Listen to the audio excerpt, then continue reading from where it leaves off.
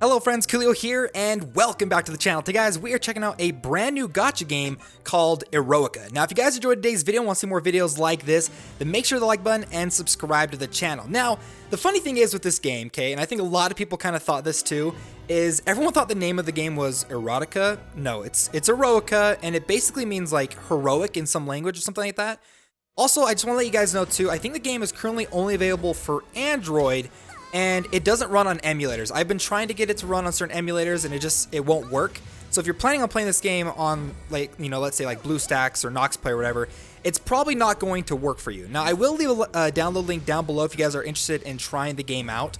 I'm playing this on a Samsung Galaxy S10, and that kind of leads me into the first kind of negative thing that I want to talk about is the performance of the game. Now I'm not even running this on max settings because my phone heats up like crazy. And like the game just slows down like way too much. Okay, we are blocked. Let's go ahead and tap, get past this. I'm gonna say we're gonna go up north. Now, here's the interesting thing about this game, okay? Besides the fact that like the game kind of runs a little bit slow and I have kind of had to run it on lower settings, there's a lot about this game that reminds me of a lot of like some of the like best gacha games out there. Now, in my personal opinion, like, the character models look an awful lot like the Genshin Impact characters. Now, I'm not saying that's a bad thing, it really reminds me of the Genshin Impact characters. And then the combat itself reminds me of Epic 7, like, even like the kind of layout and everything, and even like the super effects of the characters, which I think look really good, reminds me a lot of Epic 7. And then like the movement around like the map and the world reminds me of like another Eden. And so it's kind of like the developers behind this game, which, by the way, the developers are 433 Lab, which are the developers behind Super Monster League. So if you've ever played that game, you'll recognize who the developers are. Let's go ahead and collect that. Did we get anything? Some mysterious seed.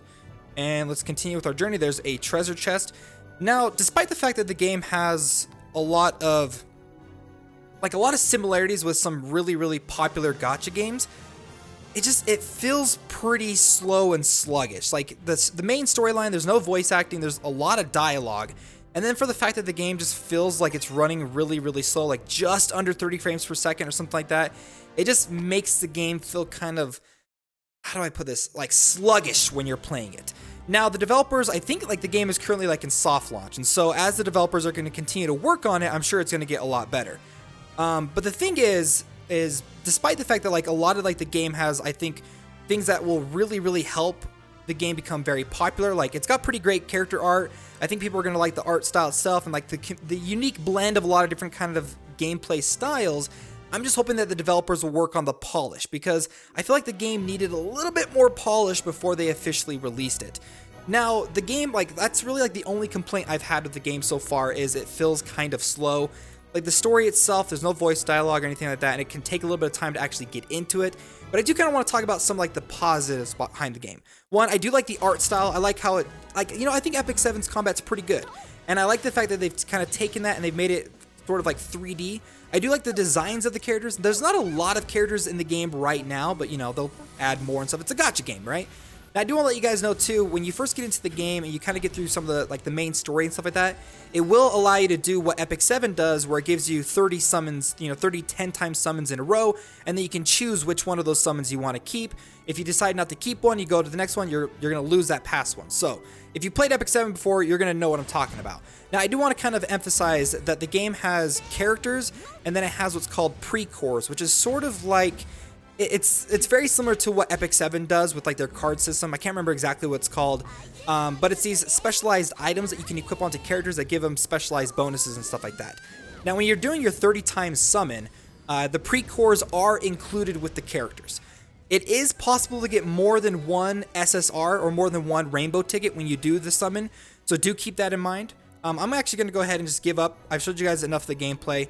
But when you finally get into the actual game and start doing your regular summons, if you do a character summon, you're just going to get the characters. So I do want to kind of emphasize that. I saw some people that was talking about the game and they had that incorrect, because when you get into the summoning, there's a specific pre-core summon, but if you were to do just a basic, the pickup summon or something like that, you just get the characters. So do keep that in mind. You can even take a look at the summon rates. The summon rates aren't very good.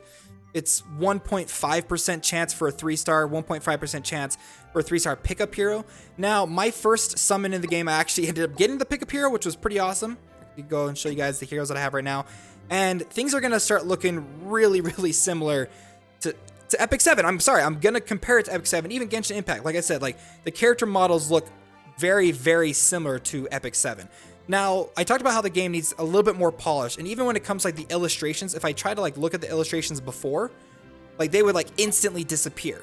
It was kind of weird, but I have seen that they've kind of gone through and they've done some fixes and stuff like that. So I do think that is pretty good that they've actually already kind of, you know, they're working on it, you know? You can tell the developers, they have passion behind this game. But I'm interested to see like where this game eventually ends up leading to. Because like I said, like 433 Lab, I love Super Monster League. I kind of fell in love with that. It was one of my first gacha games. So I'm interested to see where this game is going to eventually lead. Now, I'm not like super deep into the game. I didn't want to invest too much time in it. I'm going to wait till they kind of polish it up a little bit more. Because like I said, it feels really sluggish just to play through the game itself. And it's difficult when you're playing a game that just feels so slow.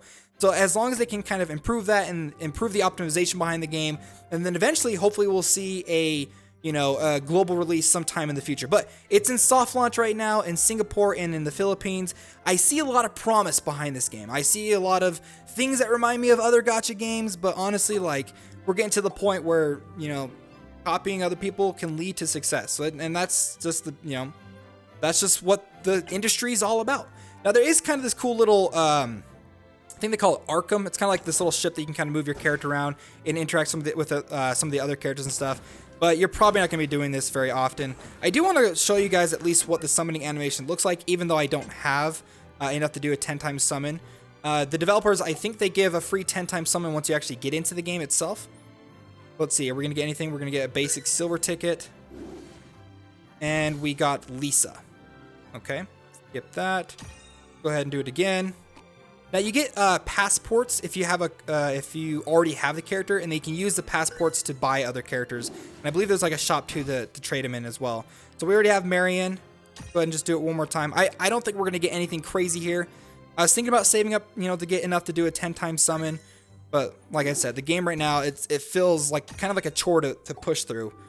Only because of the optimization. Everything just slows down way too much. But there you guys go. That's my kind of my first impressions for EROICA. I think this could be a pretty good game. The name is a little bit funny, and honestly, it just kind of came out of nowhere, so I'm hoping that this has a bright future to it. So guys, hopefully you enjoyed today's video. If you want to see more videos like this, again, make sure to hit the like button and subscribe to the channel. Well, friends, my name's Koolio, and I'll see you next time.